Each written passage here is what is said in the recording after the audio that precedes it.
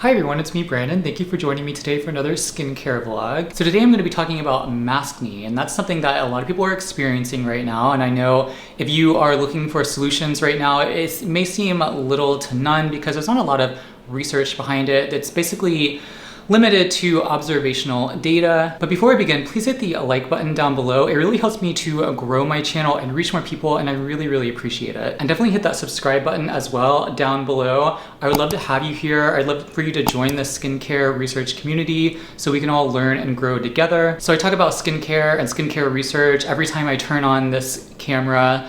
So if that interests you, please hit that subscribe button as well. Definitely subscribe, stick around, I'd love to have you here. But I wanted to talk about this because I actually wrote an article about this previously a few months back. If you don't know, I am a medical writer. I've written over 1,000 medical articles, all available freely online, most of which have been focused in skincare and skincare research.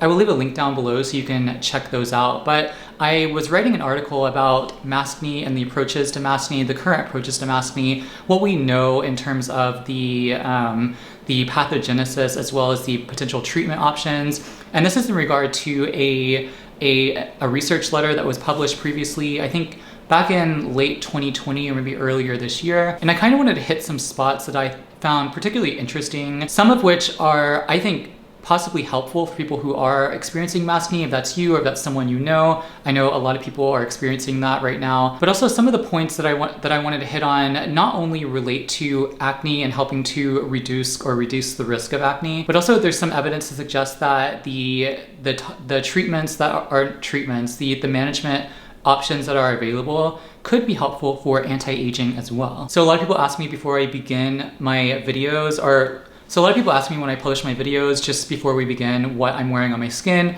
Right now I'm wearing the Dermatology Tinted Combination Sunscreen that contains octinoxate and zinc oxide. I really like this. It is a light tint, so it doesn't really look like I have a tan or anything, but it provides nice coverage in terms of UV protection. And I don't really think it looks like I have makeup on. Do you? I don't think so, but anyway.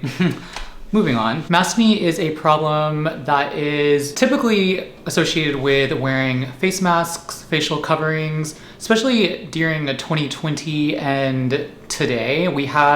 There's been a lot of reports in the medical literature as well as just, I'm sure you see it in your own friendship groups, in your family, or maybe yourself, maybe you're dealing with Maskne right now. It's basically the onset of acne within 6 weeks or so of actually starting to wear face masks, or it's the exacerbation of acne that you may already have, that you may have well controlled. It's typically defined as an O pattern, so an O basically around your nose, your mouth, the corners of your mouth, as well as your cheeks. Sometimes it can also spread to your cheeks as well, but it's typically defined by that O pattern. And in this video, I'm going to be talking about the things that sort of drive this anomaly, if you will, as well as certain measures that you can take to reduce or mitigate the chances of experiencing this Maskne, as well as things that you can do right now in your skincare routine to improve the masking that you may be experiencing. Okay, like I said, Maskne is an event. It's basically acne. I mean, it occurs within 6 weeks of starting a mask wearing protocol. For most of us, that's been over a year now with everything that's going on. And this also is defined as, like I said previously, an exacerbation of existing acne or acne that's been well controlled with other medications or topical medications. The trouble about Maskne is there is very little information, published data, and no studies on Maskne, no published studies that I'm aware of on Maskne. It's mostly observational, and as well as I'm sure you hear it from friends, family members, maybe yourself experiencing it. So the problem with Maskne is that we don't really have a lot of studies, randomized controlled studies. In fact, I don't know if we have any that I'm aware of.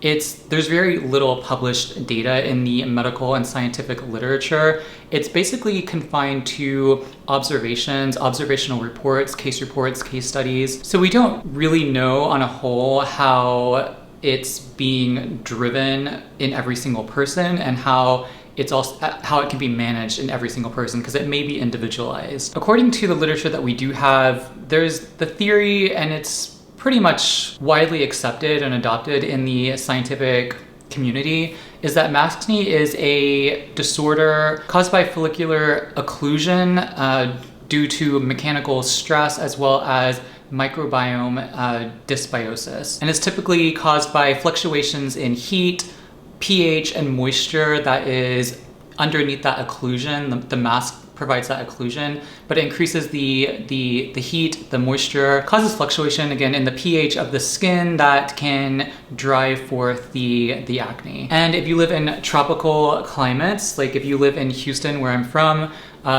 you also have exacerbation of that maskne, and that really increases your risk. The longer times you wear as well, the longer duration that you're wearing a mask, the more at risk you are of having the maskne. And this isn't going to, just not wearing a mask isn't really a solution for every person. I mean, healthcare workers in particular who have to wear a mask all day throughout their long shifts, it can be really tough. Now, there are certain things that you can do to help reduce your risk of maskne or help to manage the maskne that you are actually currently experiencing. And just not wearing a mask is not going to be a solution for everyone, because some people have to go out and about, healthcare workers in particular who have to work long shifts and wear a mask.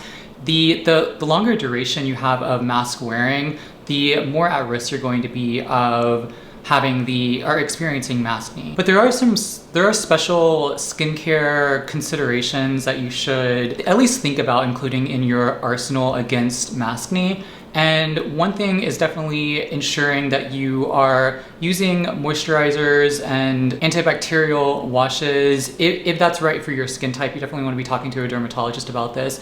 But something that's going to really help to maintain your skin microbiome, like I said, the maskne is likely caused by microbiome dysbiosis, which is basically an imbalance in the healthy flora bacteria in your skin. Some researchers also suggest that botanical extracts that contain anti-inflammatory, antioxidant capabilities may also help to reduce the risk of acne. So maybe if you're wearing a sunscreen underneath your mask that has antioxidants and anti-inflammatory botanical extracts, the Ulta MD tinted mineral sunscreen is definitely a good choice. I highly recommend it.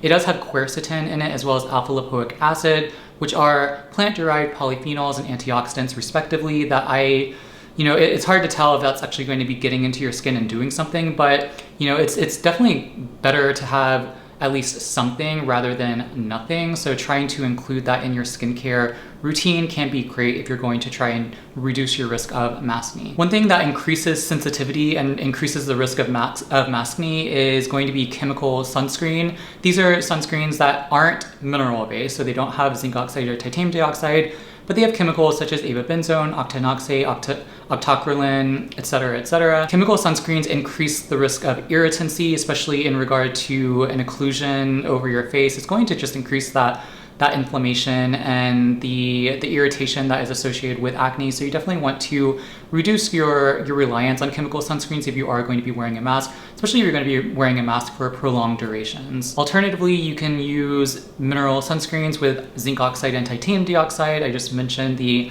Ulta MD tinted mineral sunscreen that I highly recommend and love. I think they also sell a darker tint that is the Elements. I have that as well. But minerals are going to be it's going to be less prone to irritation. They just sit on your skin. They don't really, there's no absorption. It just sits there.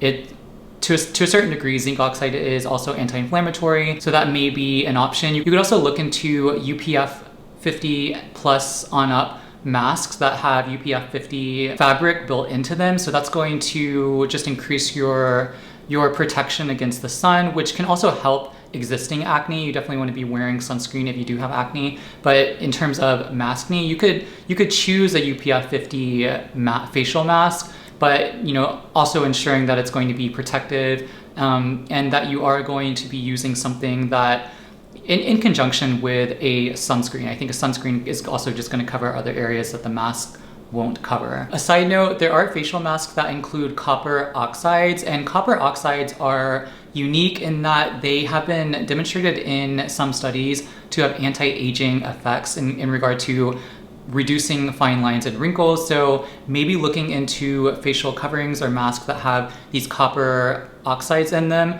can help to improve the antioxidant and anti-inflammatory capabilities of that mask. So it can help to reduce the risk of the maskne, but also it can just improve compliance or use compliance. So if you know if you have something that is anti-aging and anti-inflammatory, like something that has copper oxides in it, as well as UPF protective factor, if you can find it in there, that can motivate you to use it more and thus reduce the risk of the maskne occurring or the exacerbation of the acne that you already have. And a side note, copper oxide also helps to increase pro-collagen 1 synthesis, so that can be a fantastic fabric to have. You can also get that in your pillowcases. That's another side note tangent, but I actually have a pillowcase that has copper oxides in it.